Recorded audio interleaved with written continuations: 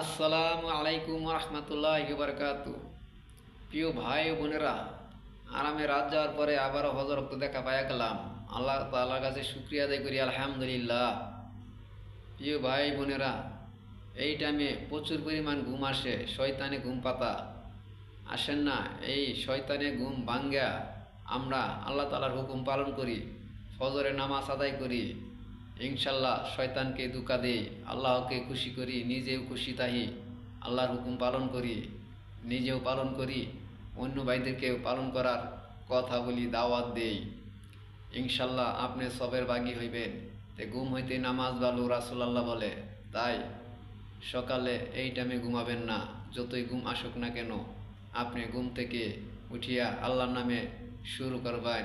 ইনশাল্লাহ নামাজটা আদায় করে যে কোনো কাজে যাইবেন, ইনশাল্লাহ বরকত দিবে আপনাকে, সবসময় আপনাকে ভালো রাখবে, সুস্থ রাখবে, যে কোনো কাজে আপনি সফল হবেন। ইনশাল্লাহ নামাজ আদায় করে নেবেন, আল্লাহর হুকুম পালন করে নেবেন, আপনি সবসময় ভালো থাকতে পারবেন, সবসময় ভালো কাজে যুক্ত থাকতে পারবেন। ইনশাল্লাহ সবাই তো নামাজটা আদায় করে নিব, সবসময় পাঁচ ওয়াক্ত নামাজ পড়ব, আল্লাহকে স্মরণ করব, আল্লাহকে ভয় করব।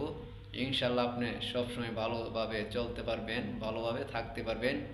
অবশ্যই নামাজ আমাদের ফরজ। সবাই ভিডিওটা শেয়ার করে দিবেন, সকলের মাঝে পৌঁছায় দিবেন, সকলে দিন যেন ভালোভাবে কাটে। ধন্যবাদ।